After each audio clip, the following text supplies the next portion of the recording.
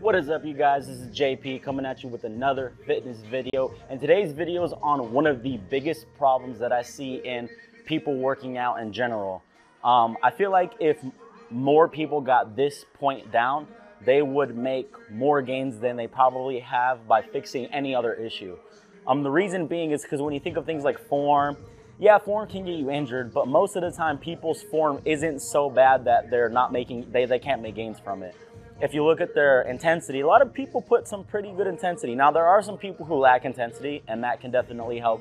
But studies show that you can, without training to failure, you can go as low as, a 60% 1 rep max if we're talking about intensity in regards to percentage of 1 RM, without even training to failure and still make gains. Now, if you're talking intensity of effort and how close you get to failure, then yeah, some people may need to get a little closer to failure to make, optimal gains. But regardless of all those other variables, usually where most people drop the ball is in progression.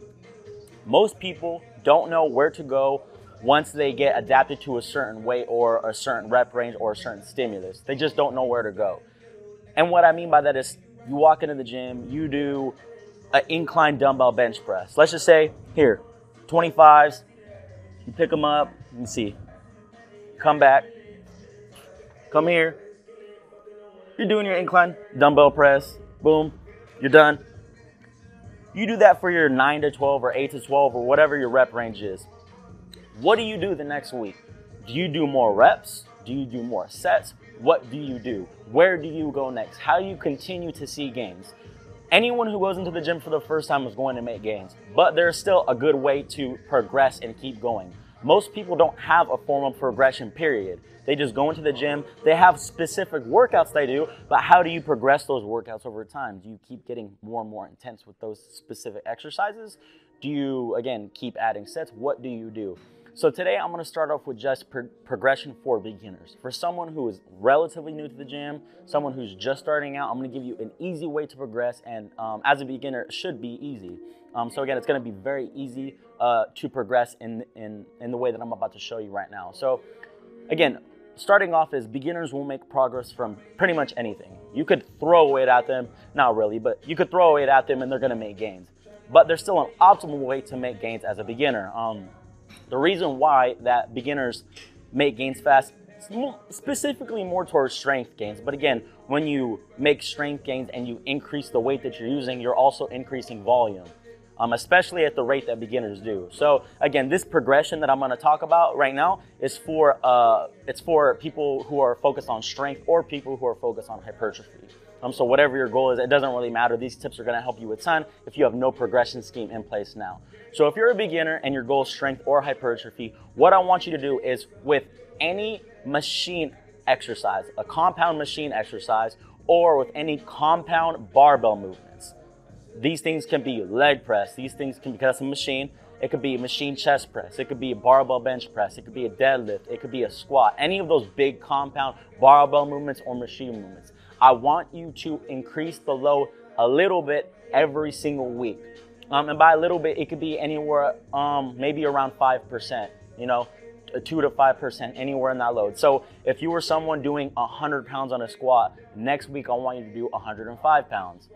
Same thing for a deadlift, so on and so forth. So just 2 to 5%. Again, you could play around with it. You could use your warm-up sets to figure out how much you can increase. So again, machine exercises that are compound lifts or barbell compound lifts.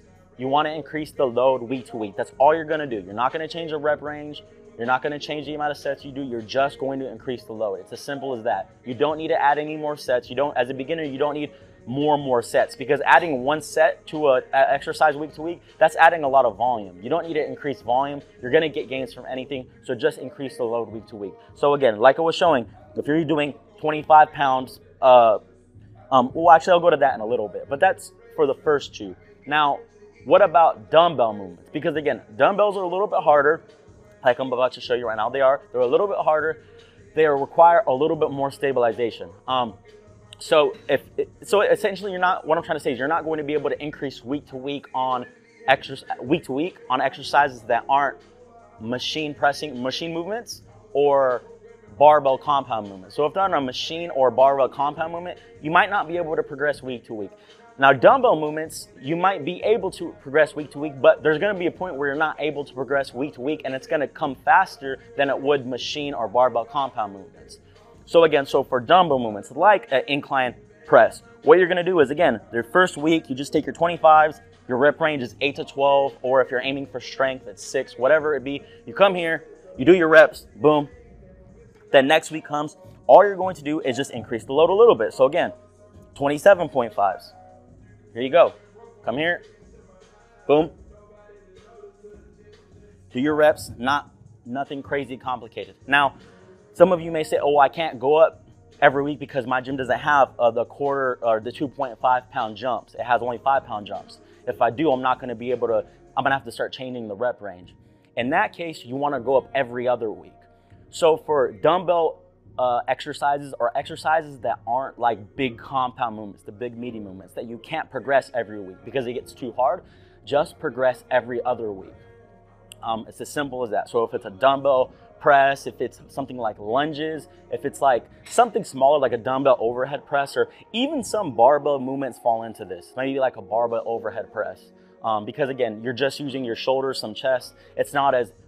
It doesn't use as much musculature as let's say a squat or something. So a few barbell movements might fall into this category, and you'll figure that out quickly when you start trying to make jumps week to week. You'll be like, okay, if I make this jump, I'm not gonna be able to reach my rep range without training to failure or something. So again, for exercises that are kind of like in this one step below, a little harder, a little bit more difficult, not as much weight you can push, like in dumbbell movements, goblet squats, dumbbell bench press, lunges, go up every other week. Now that brings us to our last category, and that's going to be isolation movements. So things like lateral raises, arm movements, anything in that category. You're definitely not going to be able to progress week to week, and if you do, it's only going to be for maybe 1 or 2 weeks, maybe. Because you take someone who's picking a relatively challenging weight for their first week, their second week, they may be able to make 1 jump. The third week, they're not going to be able to keep going up. For lateral raises, definitely those. For bicep curls, for things of that sort. The only isolation movement that really falls into this, that doesn't fall into this category that I can think of, is calf raises. Calf raises on like a leg press or something, you can definitely, those can be in that first category. So this third category though, again, for like lateral raises, arm movements, those types of things. So isolation movements. You could go up 1 or 2 weeks, just add a load every week, but it's only gonna last for like 1 or 2 weeks. At that point, you want to start going every 2 weeks, you want to increase load, and then every 3 weeks. Now, these exercises are going to, again, you're going to hit a wall fast with them. You're going to plateau. I still don't want you to add sets. I don't want you to change the rep range for whatever your rep range you're working with. Just start staggering weeks. So if you find that increasing load every week gets too hard, do every 2 weeks. If you find that increasing load every 2 weeks you can't do it every 3 weeks. But there's going to be a point where you can't even do 3 weeks or 4 weeks. Your isolation movements, so these tier 3 exercises are going to stall the fastest. Your tier 2 exercises, your dumbbell exercises, they're going to stall the next fastest. And then your first exercises, your machine compounds and barbell compounds, they're gonna take a while to stall. You're gonna be able to keep adding little bits of weight every week. And then when you can't do it every week, you can go at every 2 weeks. So this beginner phase should last, a minimum of 2 months. Now, some people, if you're really strict, it could last a while, but again, you're not going to be in this beginner phase forever. If you stick to your workouts, eat right, get enough sleep, and you're following this load progression for the tier 1, tier 2, and tier 3 exercises, like I said, there's going to be a point where all your exercises are going to start to slow down. You're not going to be able to increase load either every week, every 2 weeks, or every 3 weeks. At this point, all that means is you're no longer a beginner. You pretty much reached a plateau. And stay tuned for my next video when I go over intermediate progression schemes. And that video is going to be a little bit different because, it's going to be different, but it's going to be more advanced. I might have to break that up into 2 parts or something. But again, so if you hit the point where you can't increase load that often in any of the tiers anymore, you're just like, well, if I increase load next week, I know I'm not going to reach my rep range. I'm not going to get that many reps, or it's just too hard or something. You've milked all the beginner gains you can, and you just hit a plateau. All that means is you just, like I said, you need to go to an intermediate progression scheme. You're no longer a beginner is all that means. Weight doesn't matter, how much you're lifting doesn't matter, because that's all individual dependent. What determines you're a beginner, intermediate, advanced, and expert is your training age and how fast you can progress. If you can't progress that fast, that must mean that you've been on a good program for a while. People who can progress fast, that means they haven't reaped those nervous system adaptations. They haven't reaped those gains from skill acquisition, those types of things. So again, that's all that means. So don't panic, don't worry, and stay tuned for my next video, where I'm going to, maybe my next video or then one of my next upcoming videos, where I'm going to talk about intermediate progressions. If you guys like this video, please leave a like, leave a thumbs up, subscribe, click the notification bell. I'll see you guys in the next video. Peace.